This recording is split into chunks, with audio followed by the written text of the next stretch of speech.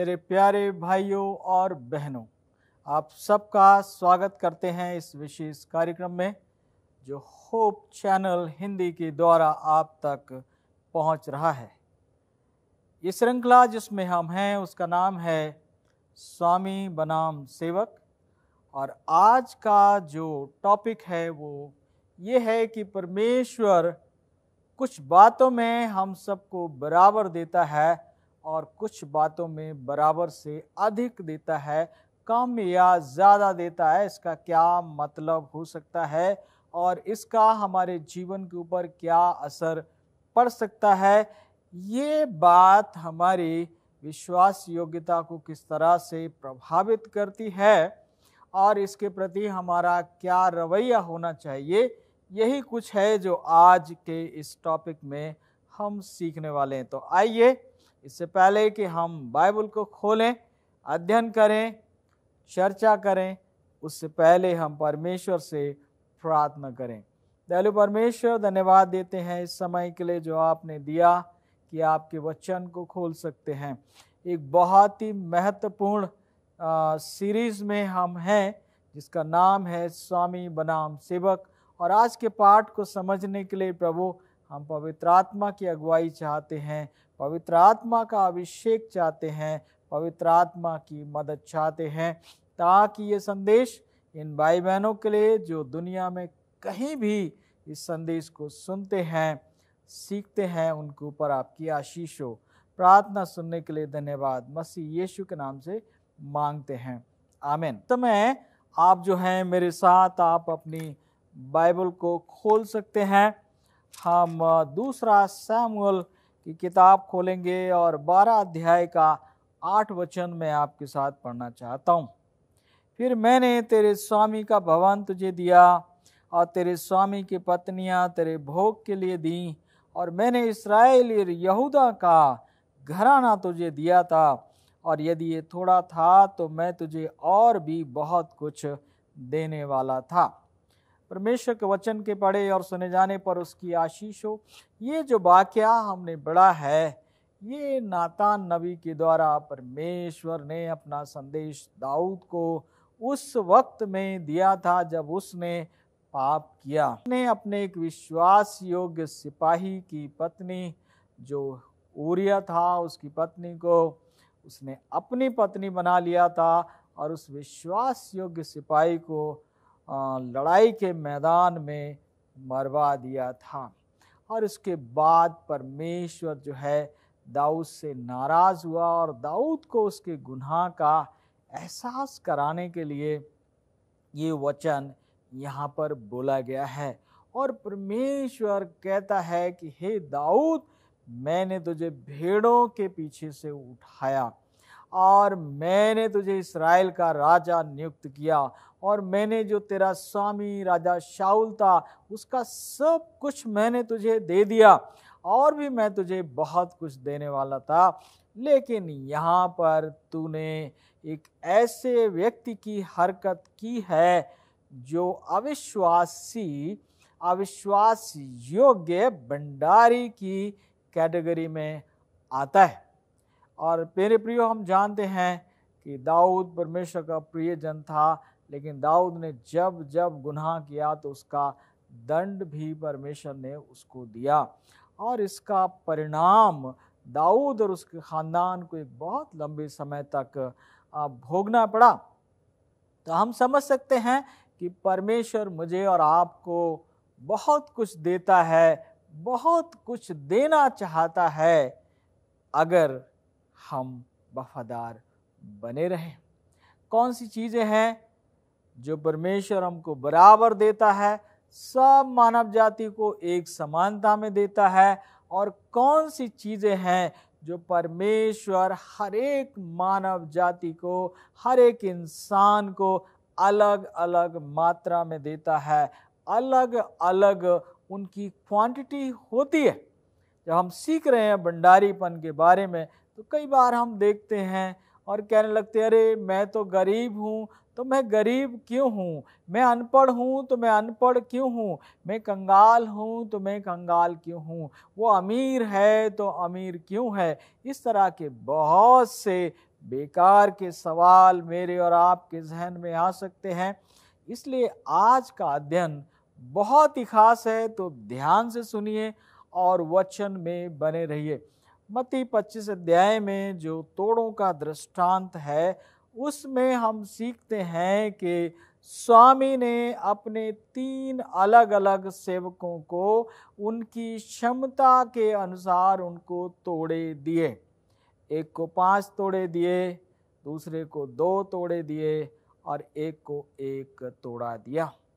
इससे हम सीख सकते हैं, समझ सकते हैं कि हर एक को परमेश्वर बराबर मात्रा में नहीं देता है। किसी को अधिक मिलता है, किसी को कम मिलता है, और कुछ ऐसे हैं जिनको कुछ भी नहीं मिलता है। तय होता है इस बात से कि जो उनको बराबर मात्रा में मिला है उसका उन्होंने क्या किया। सबसे पहले हम सीखने का प्रयास करें कि परमेश्वर ने हमको कौन कौन सी चीजें हैं जो बराबर मात्रा में दी हैं। एक अमीर को भी, एक गरीब को भी, एक कंगाल को भी, एक अनाथ को भी, एक संपन्न व्यक्ति को भी और एक कंगाल इंसान को बराबर मात्रा में परमेश्वर ने दिया है और वो देता है। उनमें पहला है समय। परमेश्वर हर एक इंसान को समय बराबर मात्रा में देता है। सबका समय 24 घंटे ही होता है, और बहुत से लोग जो होते हैं वो समय को सपने देखने में बिता देते हैं, और कुछ लोग ऐसे होते हैं जो समय को सपने पूरे करने में बिताते हैं। तो जो समय आपको मिला है, अगर आप उसको सोने में बिता देंगे, नींद में बिता देंगे, तो आपको वो चीज़ें जो परमेश्वर उदारता से देता है वो आपको नहीं मिलेंगी। कुछ लोग समय को सोने में बिता देते हैं, कुछ लोग समय को सोने में बदल लेते हैं। तो समय परमेश्वर ने आपको और मुझे दिया है, उसको या तो आप सोने में बिता दीजिए, बेकार की बातचीत करने में बिता दीजिए। आजकल सोशल मीडिया में लोग अपने समय को, अपने दिन रात को बिता देते हैं। कुछ लोग दूसरों की निंदा, बुराई, आलोचना करने में अपना टाइम बर्बाद कर देते हैं। कुछ लोग दूसरों की बातों में रुचि लेते रहते हैं, उसका क्या हो रहा है, उसको क्या हो गया, ये क्यों हो गया, वो हो गया। ये तमाम बेकार की बातें हैं, और इन बेकार की बातों से हम पीछे रह जाते हैं। समय परमेश्वर ने हर एक को बराबर मात्रा में दिया है, और संसाधन भी परमेश्वर ने हर एक को बराबर मात्रा में दिए हैं। किसी के हाथ में है, किसी के दिमाग में है। जिसकी सोच सकारात्मक होती है, जो समय का सदुपयोग करता है, जो समय के लिए कृतज्ञ है, धन्यवादी है, उसके सामने अवसरों की झड़ी लग जाती है। बहुतायत से अवसर पाए जाते हैं। परमेश्वर के कार्य को बढ़ाने के लिए, प्रगति करने के लिए, उन्नति करने के लिए, विकास करने के लिए अवसरों की भरमार है। बहुतायत के साथ परमेश्वर हर एक को अवसर प्रदान करता है। फिर परमेश्वर हर एक को शक्ति भी पर्याप्त मात्रा में देता है। शक्ति, कुछ लोग बीमार होकर अपनी शक्ति को बर्बाद कर देते हैं, नकारात्मक सोच के कारण अपनी शक्ति को बर्बाद कर देते हैं। अदरवाइज जन्म के समय परमेश्वर हर एक को समय और शक्ति और संसाधन और स्वावसर बराबर मात्रा में देता है। जो कुछ इस पृथ्वी के ऊपर है सब मेरे और आपके लिए है। जब हम समय का सदुपयोग करते हैं, अपनी सेहत को बरकरार रखते हैं, सकारात्मक सोच रखते हैं, और हम परमेश्वर का जब धन्यवाद करते हैं, तो आवश्यकता के अनुसार संसाधन हमारे सामने आने लगते हैं, स्वावसर हमारे सामने खुलने लगते हैं।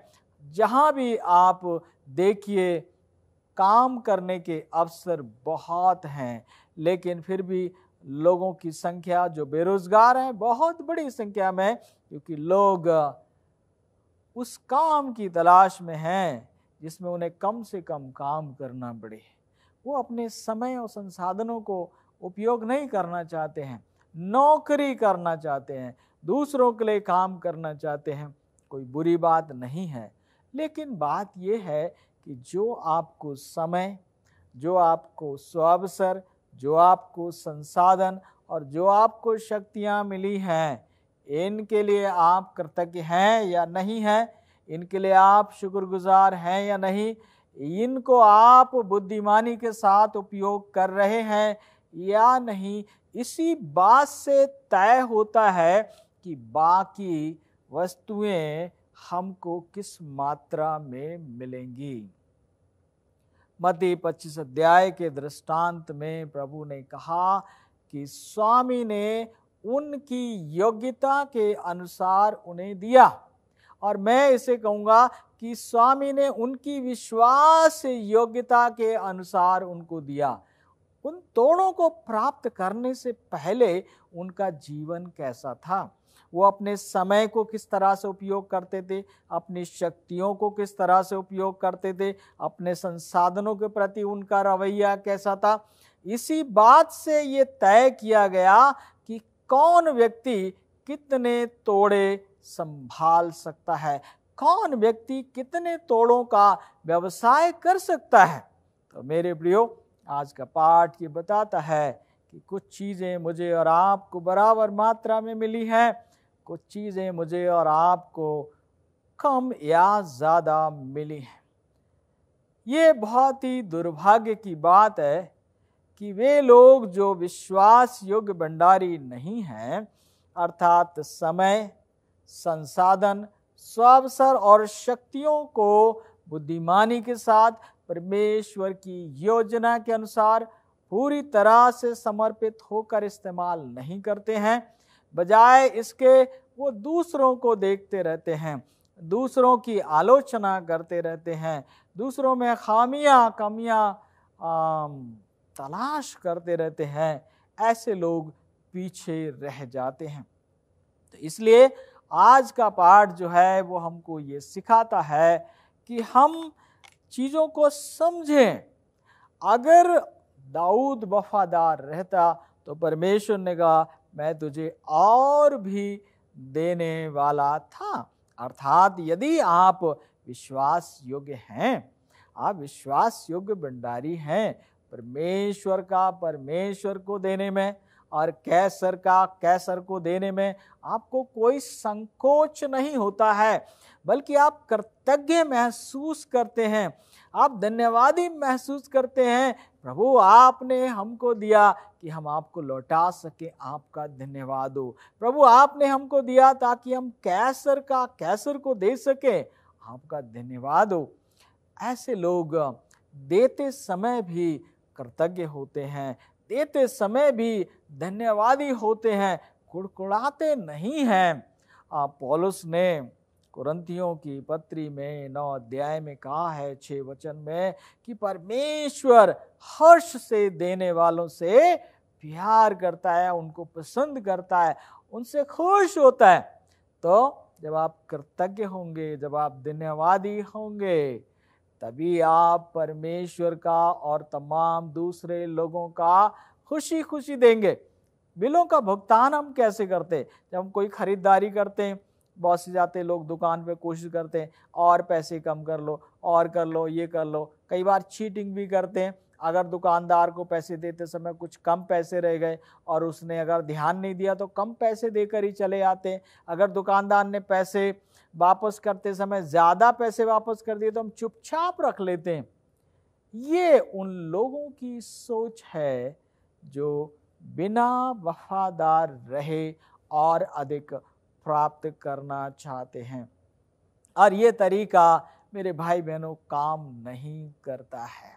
होना तो ये चाहिए कि बिलों का भुगतान भी हम धन्यवाद के साथ करें।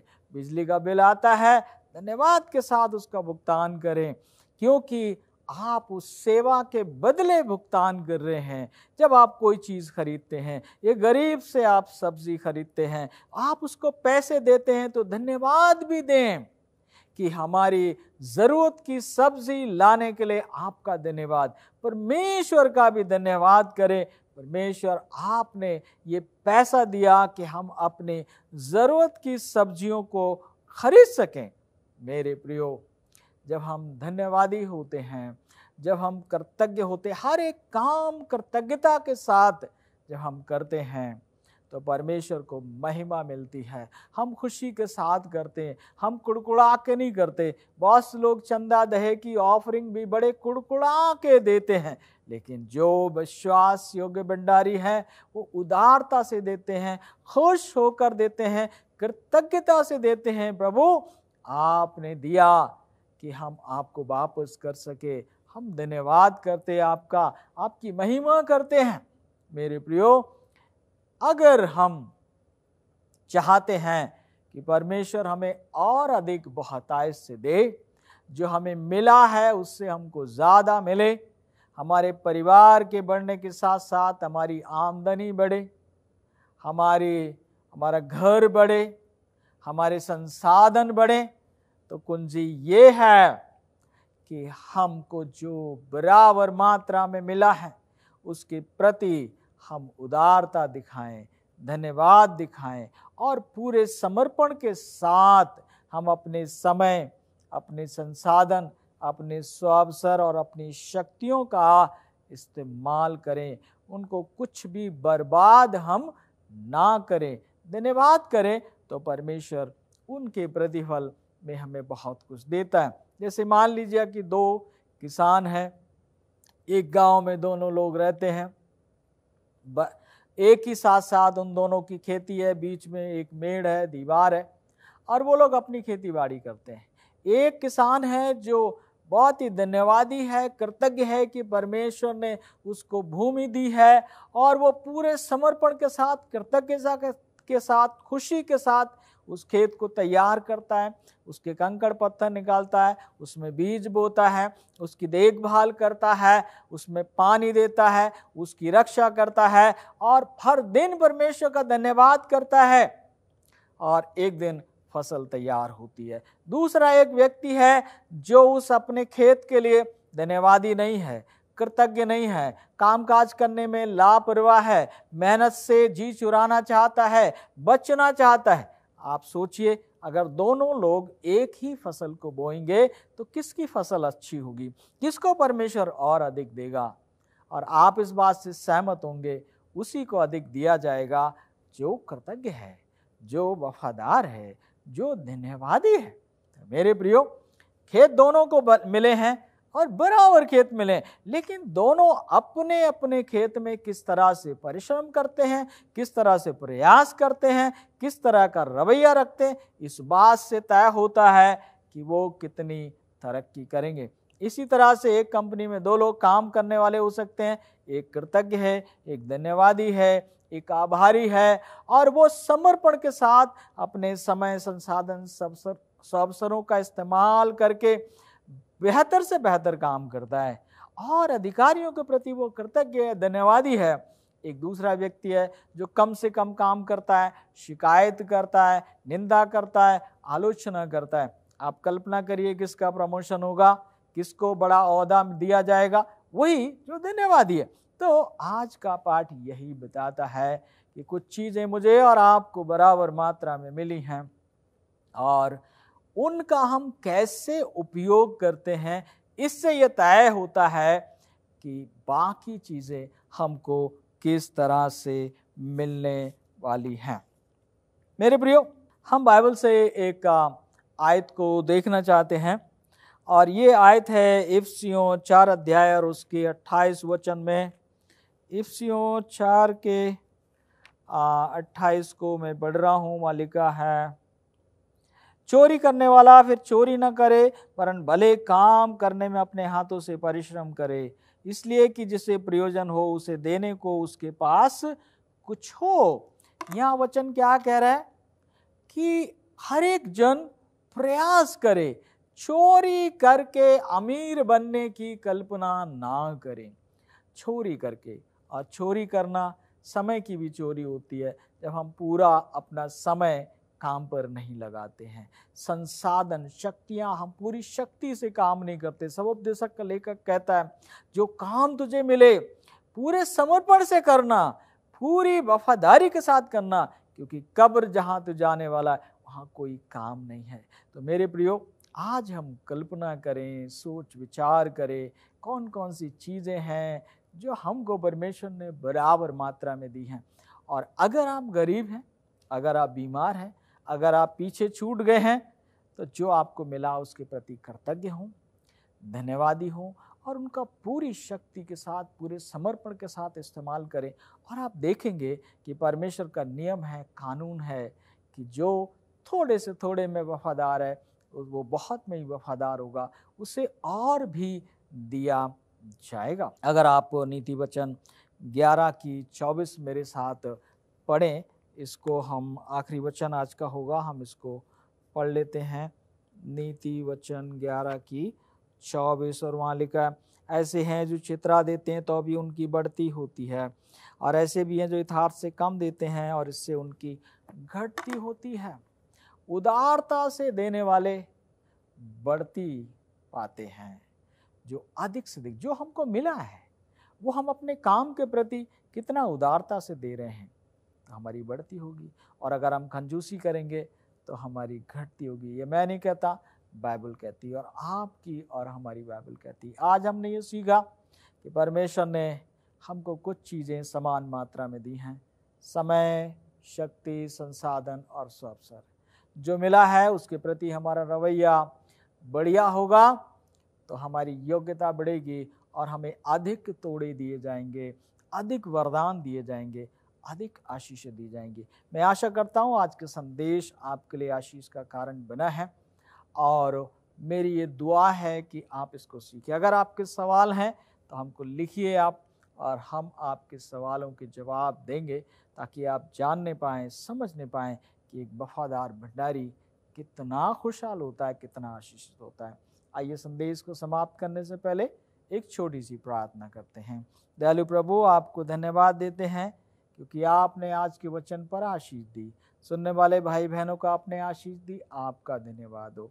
ये वचन लोगों के दिलो दिमाग में गहराई से उतर जाए, इसका पालन करें, सीखें, स्वीकार करें और अपने जीवन में बहुतायत को पाने वाले और देखने वाले बन सकें। अंततः आपकी महिमा हो, आपके राज्य का विस्तार हो। मसीह यीशु के नाम से मांगते हैं, आमीन।